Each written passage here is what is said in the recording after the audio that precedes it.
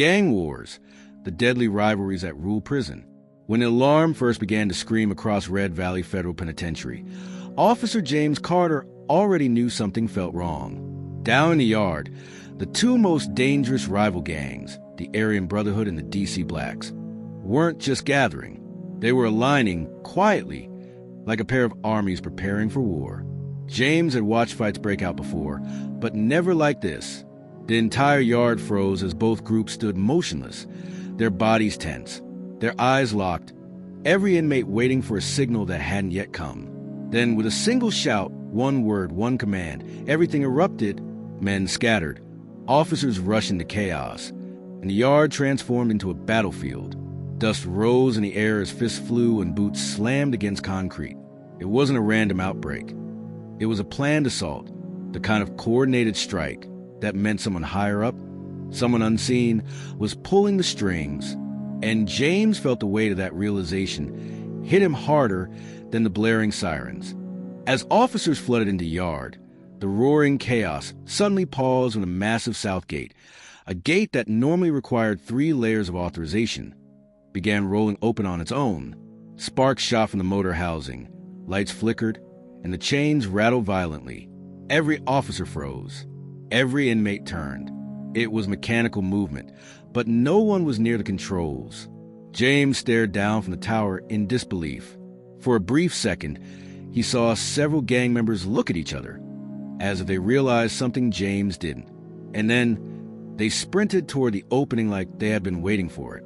Before they could reach it, the gate slammed shut again with a violent metal crash. The yard went silent. Even the gang seemed confused. That's when James understood something or someone was manipulating the prison itself.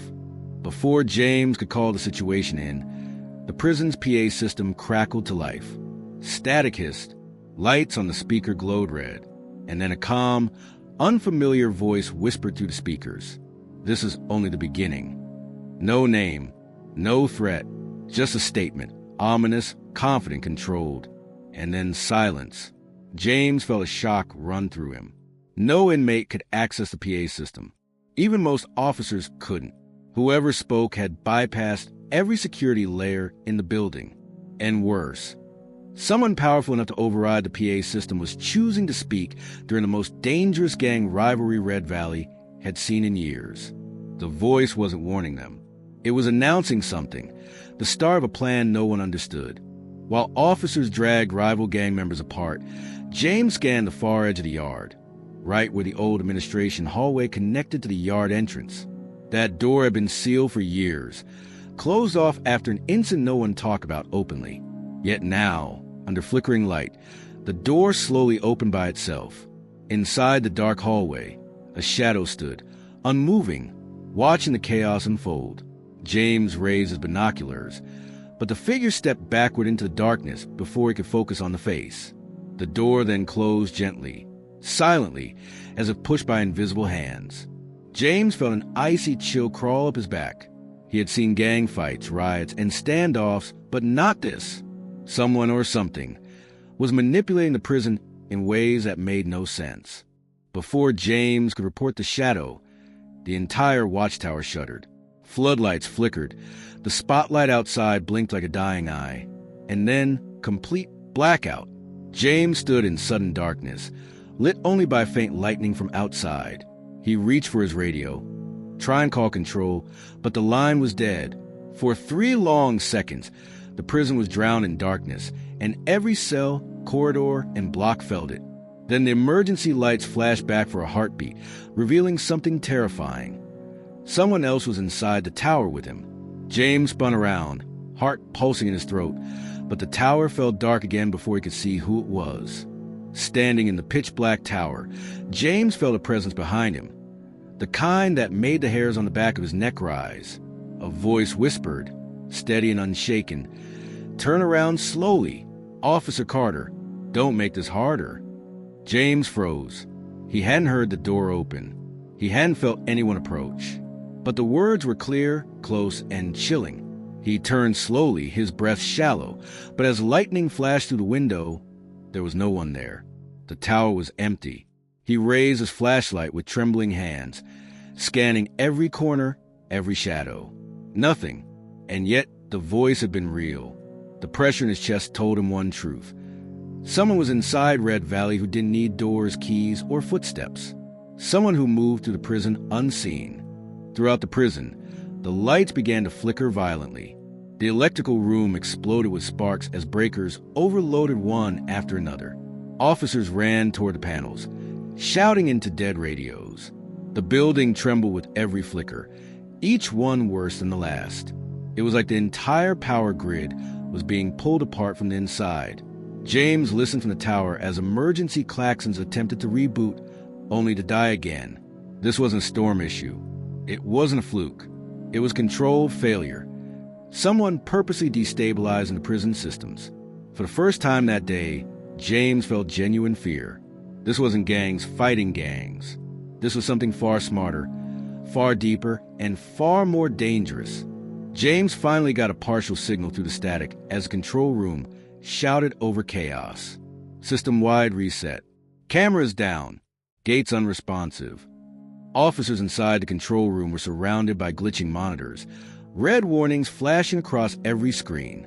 System reset, lock failure, power grid offline. Rachel Price, who had been calm all morning, was now yelling orders as officers tried to reboot individual systems. No one understood how multiple secured layers had been overridden. No inmate had access to more than a cell door.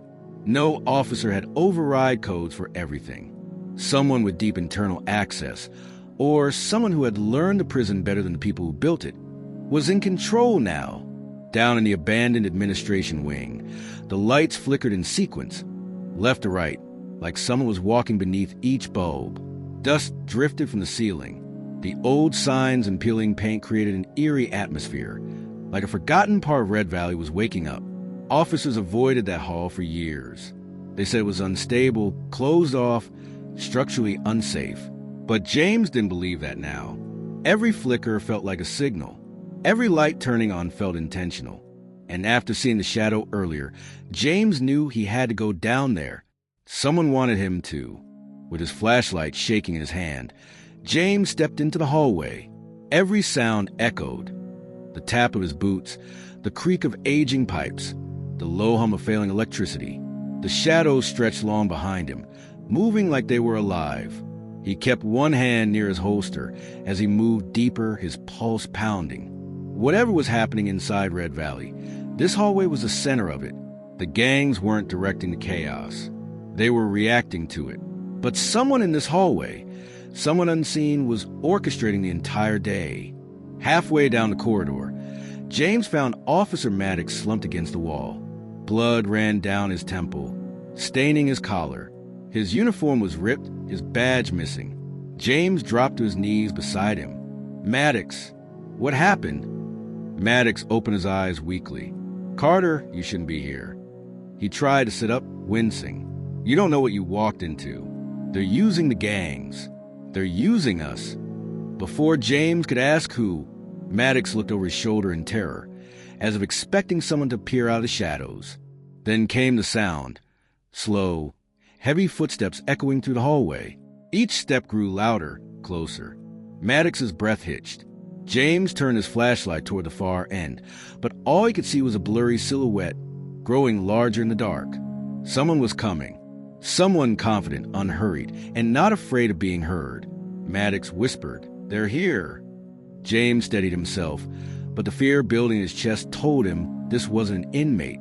This was something else entirely. The figure stepped fully into view. Two large men, faces shadowed, moving with intentional focus. They weren't stumbling like inmates. They weren't panicked like officers. They were advancing like trained enforcers. Maddox grabbed James's arm. "Carter, run." James hauled Maddox to his feet, and they sprinted back toward the yard. The two men chased them, their footsteps pounding in pursuit. James didn't look back. He didn't need to.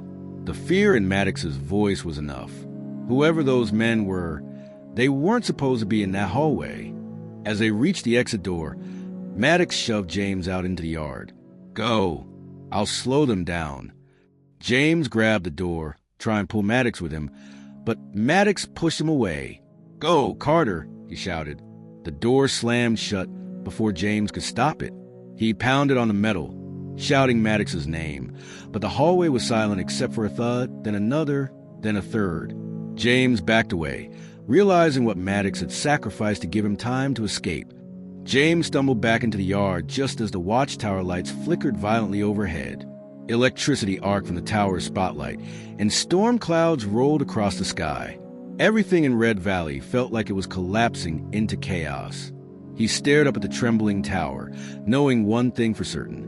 Whatever had started the day wasn't over. Maddox's warning echoed in his mind. Someone inside Red Valley was orchestrating a war, and the gangs were just pawns. The real threat was still hiding in the dark, waiting to strike again.